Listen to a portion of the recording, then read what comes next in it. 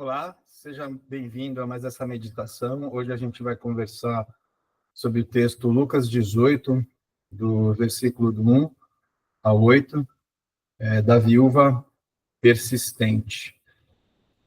E eu vou estar lendo aqui, você pode acompanhar comigo a leitura da Bíblia, e na sequência eu vou comentar sobre esses pontos e a gente ora e conclui. Lucas 18, do 1 ao 8.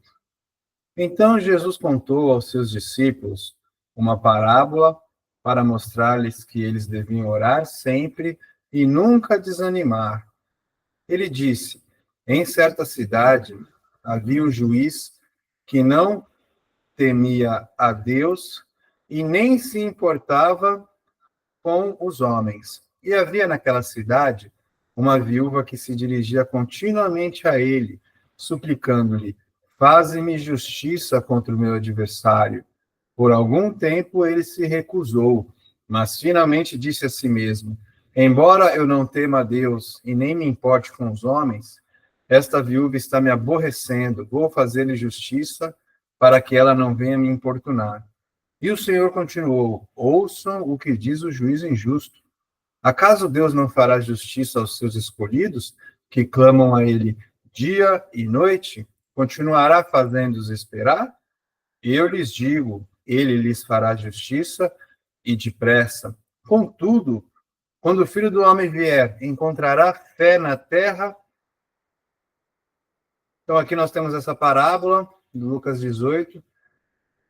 No capítulo anterior, Lucas 17, Jesus já vinha falando ali sobre a situação dos final dos tempos, os dias do Filho do Homem, como seria o seu retorno. E Jesus está falando ali como estaria a situação do mundo nessa época de final dos tempos, certo? Ou seja, que os dias seriam maus, e ele cita a passagem nos dias de Noé, né? Assim como nos dias de Noé, seriam os dias da volta do Filho do Homem, ou seja, a iniquidade reinando no mundo, os pensamentos e imaginação do homem cada vez mal, cada vez mais cruel, cada um fazendo aquilo que acha certo no seu coração, ou seja, uma total anarquia.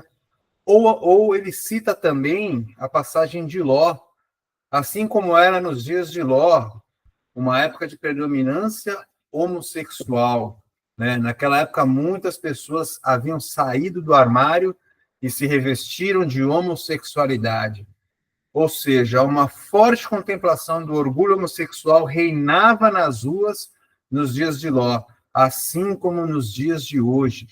Dias maus, dias difíceis. E foram duas situações em que Deus julgou a humanidade. Julgou a humanidade em Noé e julgou a cidade de Sodoma, Gomorra, em Ló. Então, só uma mensagem para dois grupos aqui que Jesus comenta. Noé, ou seja, Noé, tipologicamente estudando, Noé representa Israel, salvo por meio da tribulação, protegido por Deus ali numa época de tribulação. Como Noé e sua família, que foi no meio da tribulação do dilúvio, eles foram protegidos pela arca. E também é comentado sobre Ló. Ló, um homem incomodado com o pecado, é permitido que ele saia com a sua família daquela cidade de Sodoma antes que Deus destrua a cidade. Então, Ló representa, tipologicamente, a igreja do Senhor, que numa situação de arrebatamento, é retirada de um período de julgamento. Então, Jesus cita esses dois cenários como os dias do Filho do Homem, os dias do seu retorno, muito se assemelham aos dias de hoje. E ele chega aqui no capítulo 18, dando mais um ensinamento para os seus discípulos. E aqui nesse capítulo 18, nesse trecho que nós estudamos, a intenção dessa parábola é que o homem deveria orar sempre e nunca desanimar. Os dias de retorno de Cristo seriam dias perigosos sobre a terra, ou seja, nações em estado de perplexidade, com problemas e soluções, dias maus que ficariam cada vez piores. Se nós citarmos os problemas aqui da nossa nação, Pelo menos uma dessas situações você já enfrentou na sua vida, você deve se preocupar com uma dessas situações que eu vou comentar. Saúde pública, talvez você já teve algum problema no atendimento público. Educação pública, talvez você se preocupe como está sendo a educação dos seus filhos, dos seus parentes, o que está sendo ensinado nas escolas. Ou desemprego, problema com desemprego. Pobreza, ou inflação. A gente vai comprar produtos no supermercado e os preços cada vez vão subindo, a gente nota nessas épocas de final de ano, de festa, as coisas começam a subir, ou até mesmo segurança pública, bandidos que são liberados, saidinhas que nós temos aqui, que muitos presos saem da prisão e muitos voltam a cometer crimes, e a sociedade fica insegura. Então, são dias maus, e pelo menos alguma dessas situações já deve ter afetado o seu dia, ou você se preocupa com essas situações. Nos dias de hoje, nós vemos a corrupção do nosso governo, a iniquidade no sistema judiciário, liberando homens ímpios, economia de mãos dadas com taxas de juros elevadíssimas. Os dias são difíceis, os dias são maus. Nós vivemos uma época de entretenimento disponível. Já dizem de ser entretenimento infinito. Eu digo da internet, eu digo das redes sociais, de diversas coisas na internet. Então, ali você pode permanecer horas e horas do seu dia vendo coisas que te alegram, que fazem o seu organismo liberar dopamina, neurotransmissor do prazer, que faz você ficar preso ali aquela imagem, aquele conteúdo, aquela situação. E também existe muita comparação, muito incentivo para padrões de como você deva ser, de como você deva viver. Ou seja, o que você quer, você consegue ali achar alguém falando sobre. Mas o excesso de prazer disponível tem resultado em uma sociedade doente. Muito incentivo para as nossas vidas tem resultado em uma sociedade doente, depressiva e virtualizadas. Qual a tendência, então? A tendência é desanimar. Não há uma saída. A tendência é desanimar. Fugir não é tão fácil assim. Exatamente o que Jesus está falando aqui. Sempre orar e nunca desanimar. A gente deve orar por esses problemas que ocorrem na nossa nação.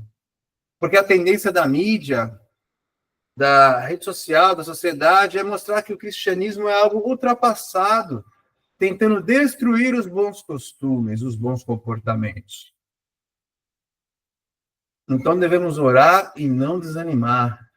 Se eu posso comentar, então, sobre o assassinato legalizado de bebês, conhecido como aborto. Pelo 6º ano consecutivo no mundo, o aborto se torna a principal causa de mortes no mundo. E nós sabemos que existem casos de necessidades, aborto espontâneo, necessidade de decisão médica para preservar a mãe, mas existe muita promiscuidade aí dentro também. A liberalidade sexual tem destruído a nossa sociedade e gerado uma sociedade muito violenta e promíscua. Então, muitos abortos ocorrem de crianças que não estão sendo desejadas pelos seus pais, pela sua mãe. Então, essa questão do aborto ele é disparado. Já está na casa dos 45 milhões em 2024. Ano passado, 23, foi 44,6 milhões. E, na sequência, 13 milhões eram mortes infecciosas, ou seja, de 45 milhões de abortos para 13 milhões de causas infecciosas, é muita diferença do primeiro item de morte para o segundo item de morte. Na sequência, ainda vem o HIV, com 1,6 milhão de mortes, e por aí segue essa pesquisa, né? Então, o homem deve orar e não desanimar com os problemas que se apresentam. Então, nós podemos orar e tomar de assalto as forças das trevas que estão assumindo o controle. Podemos afastar o poder do inferno que tem o controle. Então, o problema existe. Muitas vezes não combatemos em oração, pois a gente desanima e desacredita do poder de Deus. Muitas vezes as pessoas deixam como último recurso a oração. A pessoa chega com um problema, explodindo por dentro, ela desabafa o problema, e aí pergunta-se a ela: você orou? Não, vamos orar, né? Então, as pessoas não devemos deixar a oração como último recurso. Isso é um alerta de Deus para as nossas vidas. Esse trecho da Bíblia é um alerta de Deus sobre as nossas vidas. E é bom quando Deus nos alerta, ele quer nos avisar, ele sabe do que vai ocorrer. Então, ele quer que você se prepare. Ele sabe que muitos desanimarão. Continuando aqui, quando diz do juiz injusto. Então, Deus não é esse juiz injusto, né? E também não é, o ensino principal não é importunar a Deus com qualquer pedido até sair. Não é isso que está ensinando aqui. Mas é você se aproximar de Deus e criar uma porta em oração e fé. Pois Deus sabe o que você precisa antes até mesmo de você saber. Amém? Então, Deus sabe o que eu preciso. Deus sabe o que eu precisaria em 6 meses, 9 anos. Não é informar a Deus das minhas necessidades, necessariamente. Porque Ele sabe o que a gente precisa. Mas é uma forma de a gente se aproximar de Deus e deixar a vontade dEle entrar nas nossas vidas. Alinhar as nossas vontades à vontade de Deus nas nossas vidas. Porque a própria palavra fala em Mateus 6,33. Busquem, pois, em primeiro lugar o reino de Deus e a sua justiça, e todas essas coisas lhe serão acrescentadas. Deus responde? Deus não vai responder a algo que seja prejudicial a mim, pois ele sabe o que é prejudicial a mim. Ele vai atuar em questões eternas e em questões que glorifiquem a ele. Não quero que Deus mude os seus planos por causa da minha insistência. Muitas vezes a gente não sabe o que pede. No fundo, você também não quer que Deus mude os planos dele por causa da sua insistência. Não é que seja feita a nossa vontade na terra, mas Jesus nos ensinou que nós devemos orar para que a vontade de Deus seja feita na terra. Você tem poder de escolha.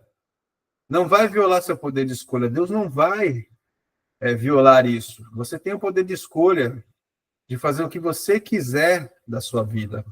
Só que a oração, ela abre a porta para Deus realizar a sua vontade nas nossas vidas. Primeiro de tudo, então, a gente deve buscar que a vontade de Deus seja feita, certo? Toda essa problemática que a gente vive na sociedade é em função da rebeldia do homem. Nós devemos orar, porque Deus há de implantar um reino de justiça sobre essa terra. E nós também devemos orar sobre as nossas necessidades, não é errado, sobre o nosso alimento, não é errado pedidos pessoais. Pedidos, e na sequência, pedidos de necessidades espirituais. Perdão de pecados, ou que nós perdoemos também, para que sejamos perdoados, como Jesus nos ensinou. Então, a oração ela abre uma porta para Deus fazer a sua vontade em nossas vidas. Um tema de oração sábia que você deve exercitar é o seguinte texto: Deus, faça a tua vontade em minha vida. Faça em mim aquilo que você quer fazer. Muitas vezes a gente até na nossa oração pequena, a gente quer limitar a Deus. Deus quer dar algo até maior do que o que a gente está pedindo. Então, o juiz injusto aqui nessa passagem, ele não teme a Deus e nem ama os homens. Ele vai contra toda a lei de Deus, porque a palavra fala o seguinte: ame o Senhor, o seu Deus, de todo o seu coração, de toda a sua alma, de todo o seu entendimento. Este é o primeiro mandamento e maior mandamento. E o segundo é semelhante a ele: ame o seu próximo como a si mesmo. Então, esse juiz sendo injusto, não tendo amor pelo homem, nem amor a Deus, ele é uma pessoa que ele removeu todos os princípios morais da sua vida. Se alguém remove a Deus os conceitos de Deus em sua vida, então qual é a base dessa pessoa para que ela possa julgar algo, para julgar o que é certo ou errado? Existe uma filosofia centrada no homem aqui nesta terra, chamada humanismo. E o humanismo centrado no homem retira Deus do cenário e permite com que criem pessoas, sejam evidenciadas pessoas como Hitler, que é responsável pela morte de 6 milhões de judeus, 6 milhões de cristãos também. No momento que você exclui Deus da sua consciência, você perde o controle, você não tem base para o que é certo e o que é errado. Na sociedade, cientistas sociais dizem que o que a maioria acha que é certo acaba se tornando certo. Agora, imagine uma massa que perdeu os princípios morais. O que há de sair de resultado do que é certo? Então, a viúva aqui, ela pede o quê? Ela pede justiça contra algo que ela tinha, algum dano fora feito a ela. Provavelmente a justiça estava do lado dela, provavelmente ela tinha razão, né? Ela não está pedindo por vingança, mas justiça